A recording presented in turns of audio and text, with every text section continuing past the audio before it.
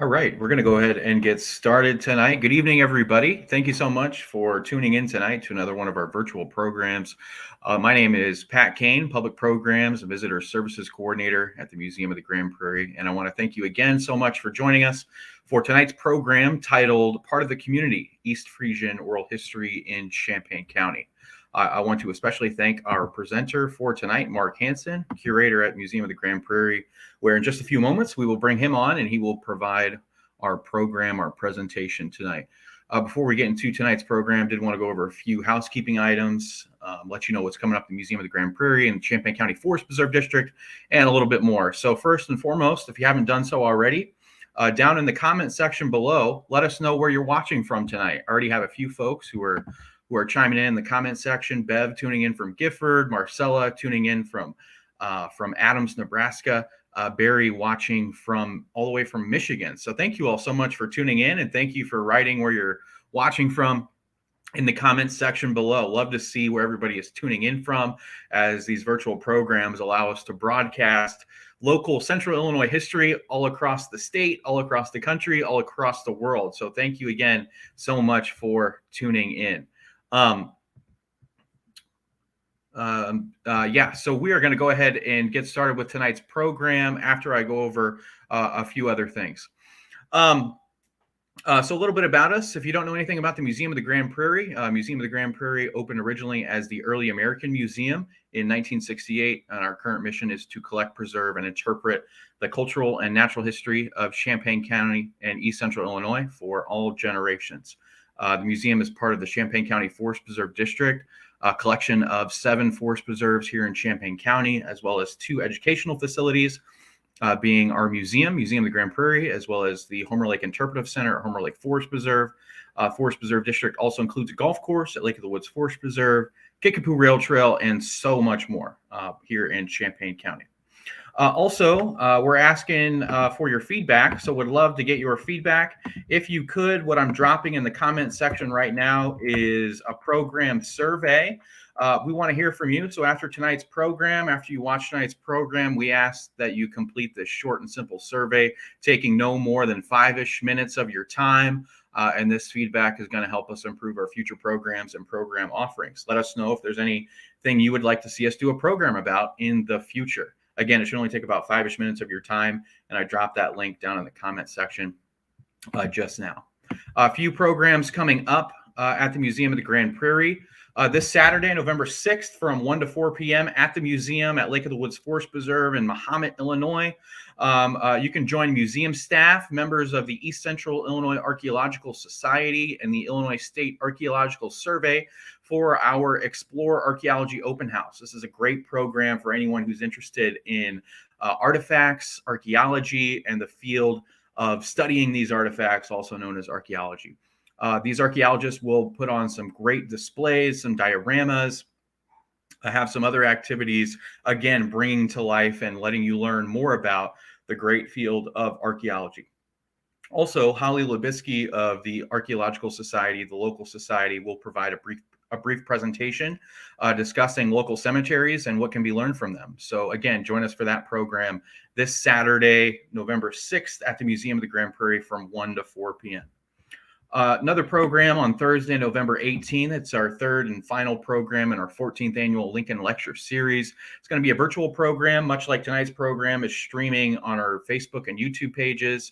On Thursday, November 18th, we will have the program titled Knowing Him by Heart, African Americans on Abraham Lincoln, where Professor Matthew Norman of the University of Cincinnati Blue Ash will discuss the complex diversity of African American thoughts and feelings on Abraham Lincoln from the 1860s to the 1960s. So again, that program is happening on Thursday, November 18th at 7 o'clock on our museum Facebook and YouTube pages.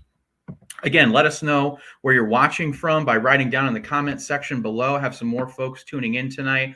We have folks from Monticello, Paxton, tuning in from Mahomet, Urbana. Carol tuning in all the way from Nebraska. Thank you so much for tuning in tonight. Daniel tuning in from Clinton. Again, thank you all so much for tuning in tonight. Also, let us know where you're watching from in the comments. And if you have any questions, regarding tonight's program, you have a question for our presenter, Mark, also feel free to drop those down in the comments section.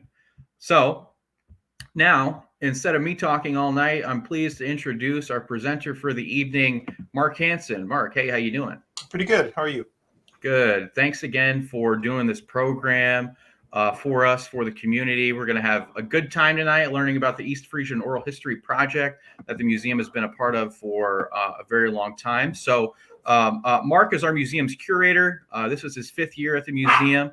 Prior to coming to the museum, Mark received his bachelor's from the University of Wisconsin, Eau Claire, where he majored in geology and earth science and minored in anthropology and history. Mark then received his master's degree in anthropology from the University of Wyoming. Mark has spent the last 25 years in the collections management and exhibits field, including serving as the curator for the Chanute Air Museum in Rantoul for over 11 years before coming to the Museum of the Grand Prairie. Mark is a very knowledgeable individual, one of the most knowledgeable individuals of local history, I think, is out there in Champaign County. So I know he's going to put on a great presentation for you all tonight. So without further ado, let's give a warm virtual welcome to Mark. So with that, Mark, I'm going to turn the show over to you. Great. I'm going to go ahead and share my screen here and get a PowerPoint running. Bear with me for just a moment.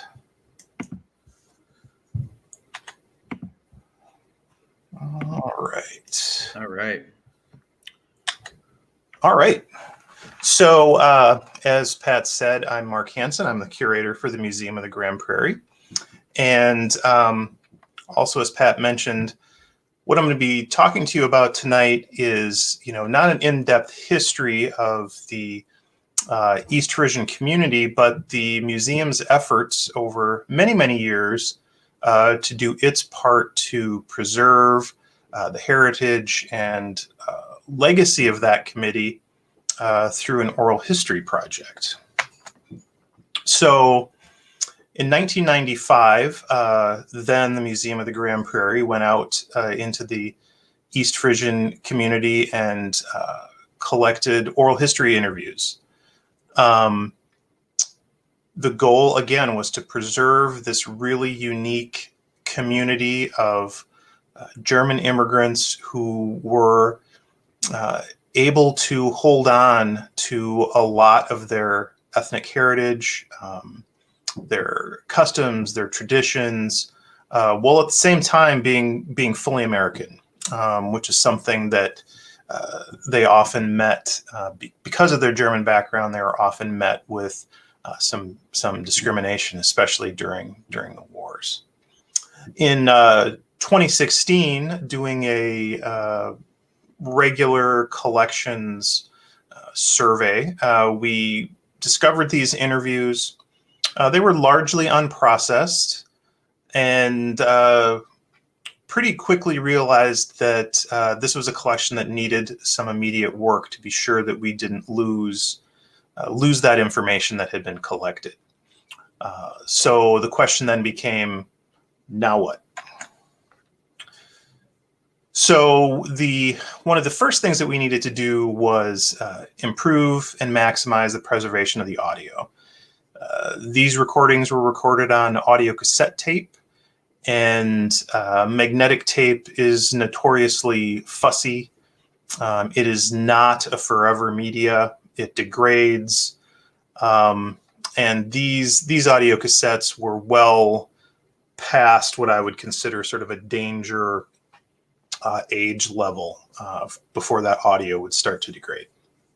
The other thing that we wanted to do is this collection was largely unknown in the community. And so as a part of preserving this collection, we also wanted to increase awareness and make sure that it was much more accessible out in the community.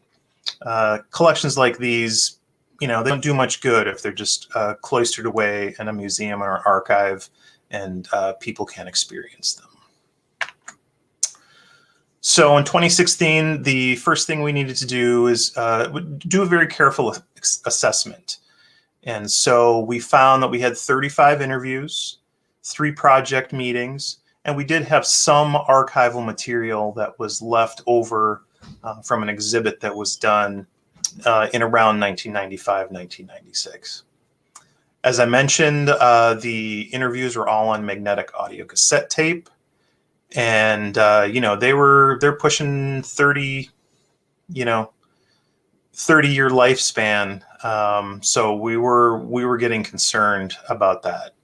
As I mentioned, magnetic audio cassette tape is always a bit of a bugaboo because it's relatively unpredictable and short-lived. We also noticed that there were no duplications, and there were no backups. So the audio cassettes were pretty much it, and not a lot of room for error if something would go wrong. And of course, they were uncatalogued. And for us, when we manage collections, if something's not cataloged, it's hard for us to know what it is, where it is, and how it's doing. So in 2017, we started this project of preserving this audio, making it more accessible. And the first thing we needed to do was to get intellectual control. What do we have? Where is it? What condition is it in? An intern came in and cataloged and processed all of the audio cassette tapes. We reassociated all of the paperwork with these interviews. Consent forms, most of the interviews had subject logs. Wherever possible, we tried to reassociate photographs or other archive material that were specifically related to the individual interviews. Following that, the issue of reformatting and digitization had to be dealt with. So in 2018, we started talking with a media preservation contractor, someone who was an expert in dealing with magnetic media, reformatting that, which basically means putting it on some other form of media, and digitizing those interviews, which means that we also had digital computer files of this audio that were easier to share, easier to work with. We decided on a multi-pronged approach. So for reformatting, we put each interview on an archival CD so that in addition to the original audio cassette tape, there is another tangible piece of media that we can touch and hold on to. We also developed a 3-copy digital filing system. And basically what that means is we have 3 digital copies of the interviews. One of them is an archival copy, which is, as it sounds, it's meant to be saved. We don't mess with it. We don't copy it around.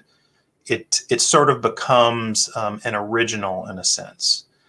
The other 2 copies are access copies. One is a very high resolution access copy, basically equivalent to our archival copy, but a copy that we can remove noise, cut audio out, take excerpts from the audio, whatever we need to do, that's the copy that we work with. And finally, we have a much smaller file. It's an MP3 file, which is basically an all-purpose access file. If somebody wants to hear an interview, the MP3 file, that access file, is the one that we would use because it's much smaller, much easier to share and to deal with. And MP3 is a pretty standard file format that almost any machine would be able to handle.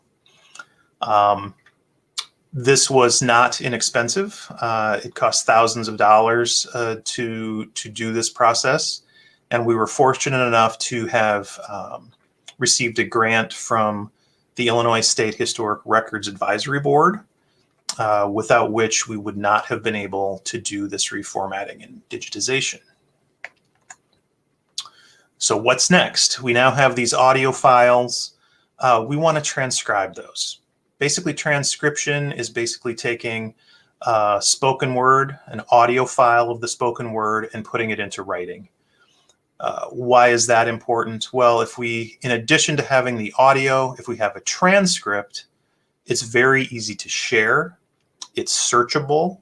If someone is looking for something very specific, keywords can be pulled and searched.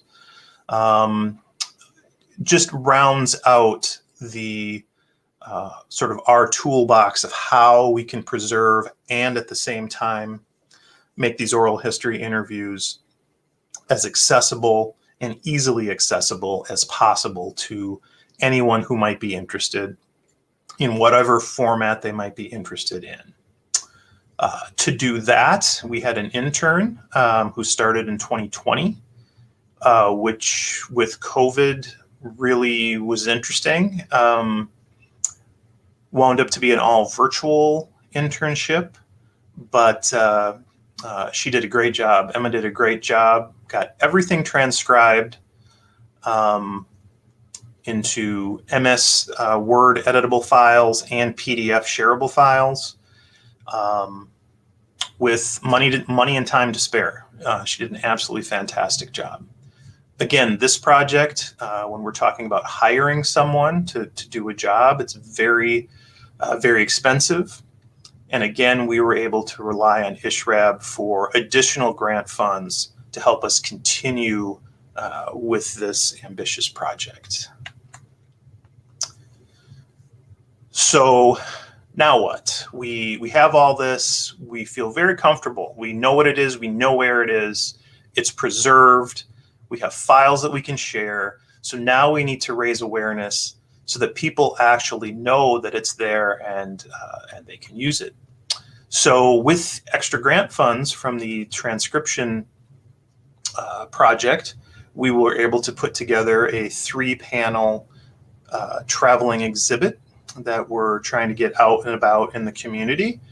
And you can kind of see that exhibit in the photo there. We also developed an online companion exhibit to the traveling exhibit, which I'll show you in just a second. We also have done quite a few social media posts. We've had information on our project in several print media outlets. And of course, like tonight, Pat has been helping us out with public programming to get the word out. So now, if technology is our friend, I'll take you to the exhibit and let you see that a little bit.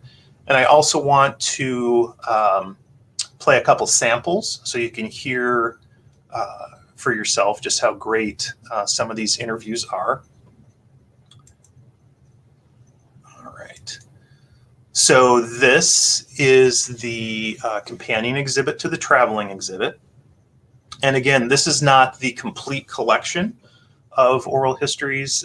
These are basically excerpts from transcripts and clips from the longer interviews, just to sort of introduce people to the collection, introduce people to the quality and content of what the larger collection holds, to hopefully spur their interest and get them interested in coming out or contacting me to dig deeper into the collection. The first thing I'll do here is, I think it's pretty important. These are all of the people who participated in the oral history project in 1995. So as you can see, there's quite a few folks. Names that I'm sure are definitely recognizable to folks in Champaign County for sure, especially in northeastern part of Champaign County. And the content is pretty remarkable.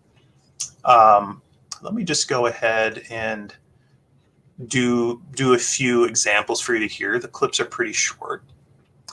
We'll start with Hi Aiden. So on each page, we have the media, the audio that people can hear. We also have images. And at the bottom, we have the excerpt of the transcript for what you will hear in the audio clip. So without further ado, let's listen to Hi Aiden. We'd have to meet once a week, practice in the town hall. After we got it going pretty good, then we played for the people in Penfield. They had a picnic over there, and we'd play for them, and we'd have chicken and stuff like that for the meal. We'd get that for the playing. but we never got the money for it. But that's the way we always did with him. But his band concert, what we had later on, that was Saturday evening during the summertime. All right, so that was Hi Aiden. As I'm sure most folks know, the East Frisians were farmers, very good farmers, very skilled at draining very sloppy land that they lived on. And Tilly Haben actually did quite a bit of field work in her life. She actually enjoyed field work. And this clip is from her talking about an episode while cultivating corn, I believe, with a thunderstorm rolling in.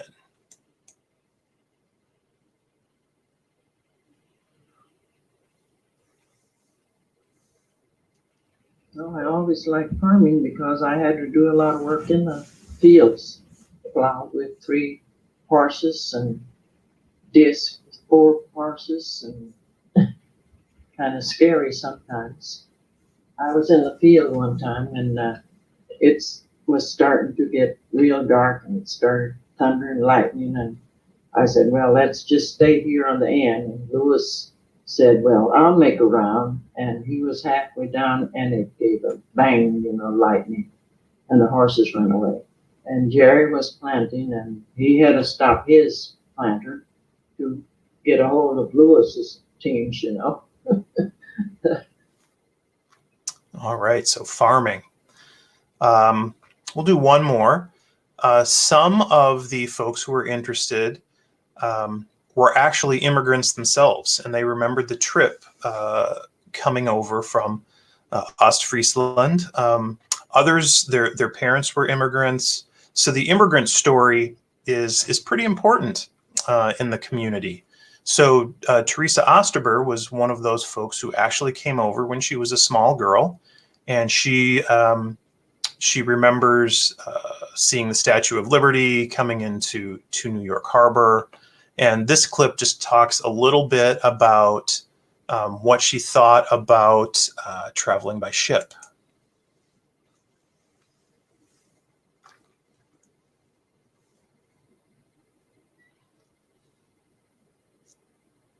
Well, it was fun for myself and my brother Bill, because right in the middle of the ocean, when the ship was going up and down and up and down, it was at its worst, and we were having a lot of fun sliding up and down on the deck.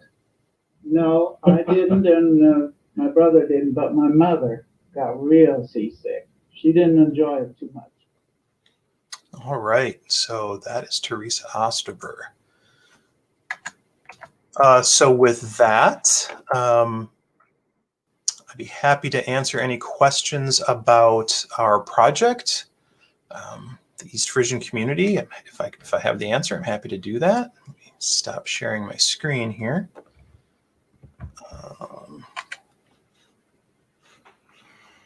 All right. Am I clear there, Pat? You are clear. Yeah, your screen is no longer being shared.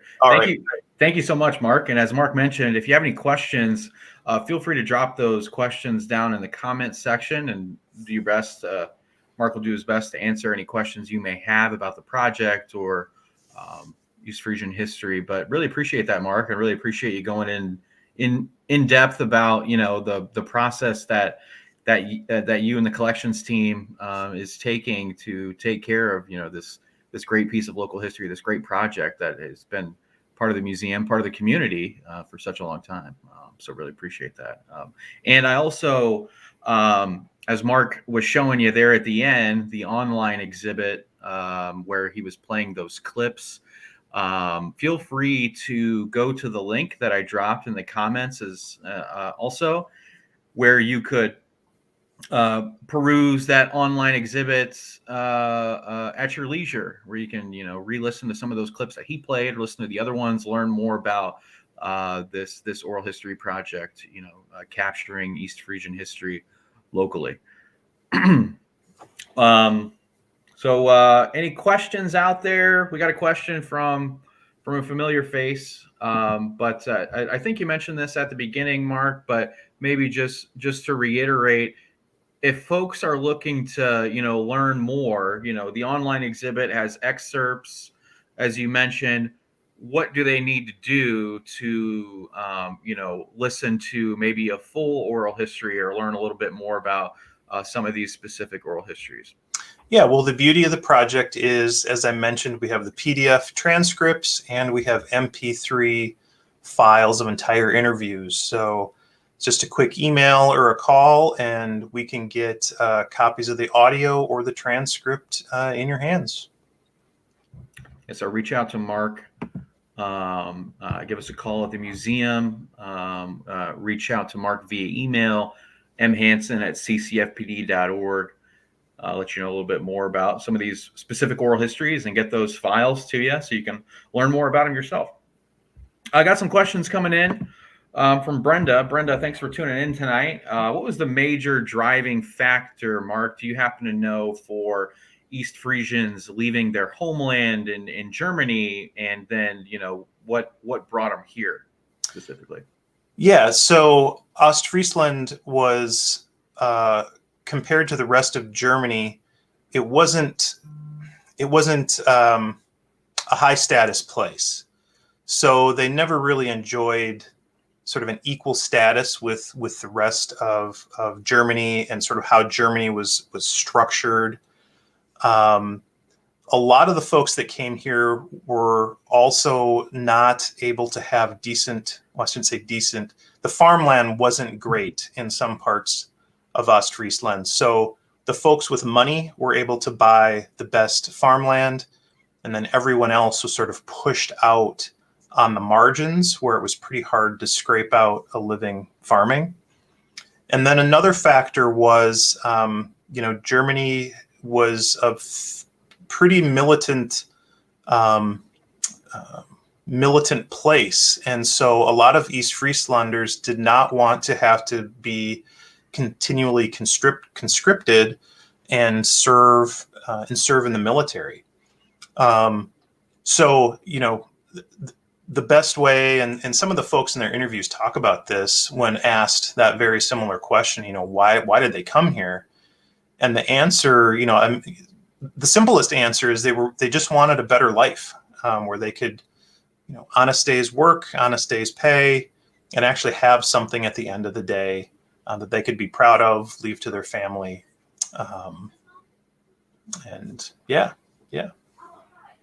Cool. Thanks, Mark.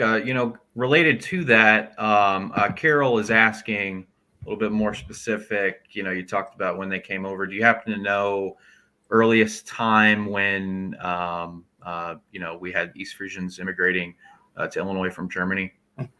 Yeah. So for Champaign County,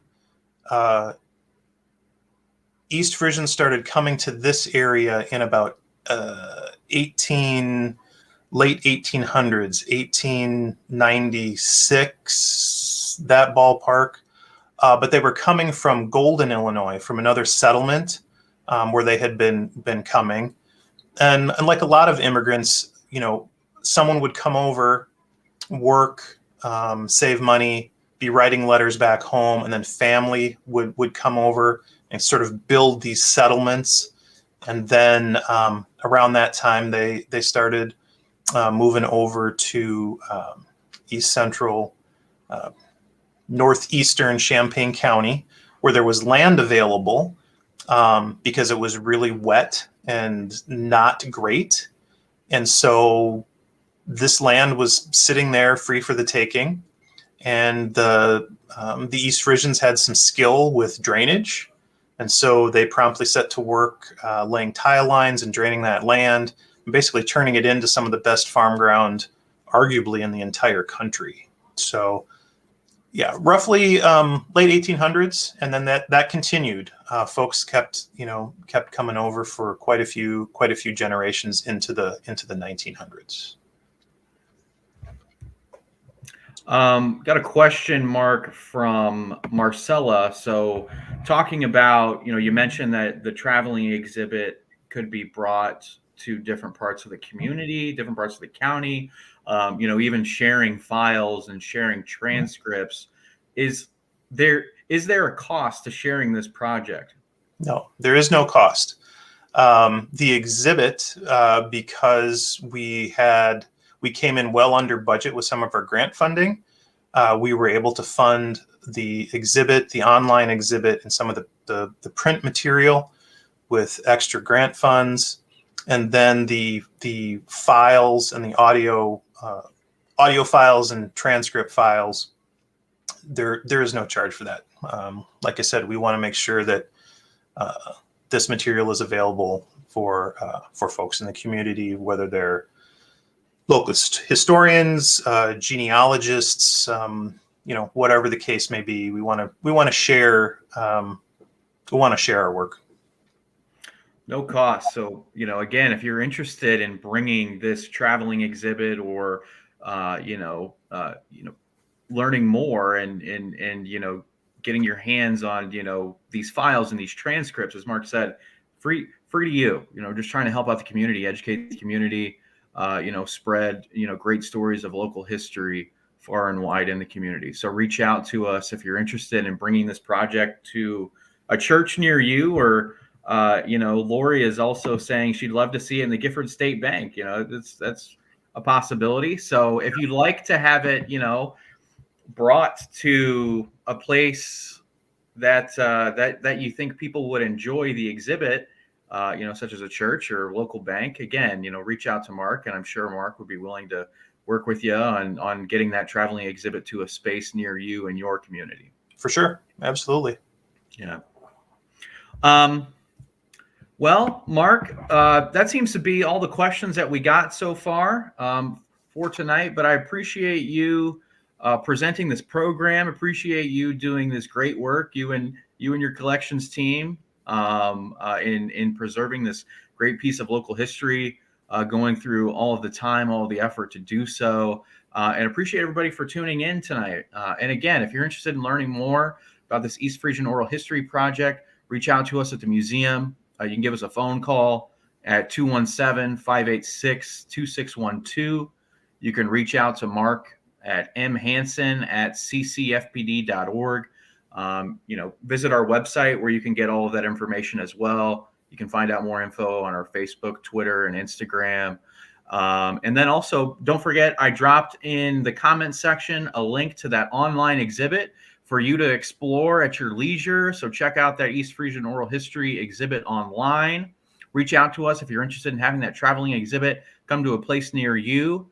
And again, as I mentioned at the beginning of the program, we'd really appreciate it if you would take a few moments to take a short survey that I just dropped in the comment section down below. Let us know what you thought about tonight's program. Also, let us know what you'd like to see us do in the future in regards to programs and events, and maybe even exhibits as well. Give us your thoughts. Give us your input. We value that and we welcome that. So to end the night, I'll say thank you. Brenda also says thanks for the talk, Mark. Bev also says thank you so much for your efforts in doing this. Really appreciate it, Mark. Really appreciate all of you watching tonight. And with that, we're going to sign off here. Until next time. See everybody.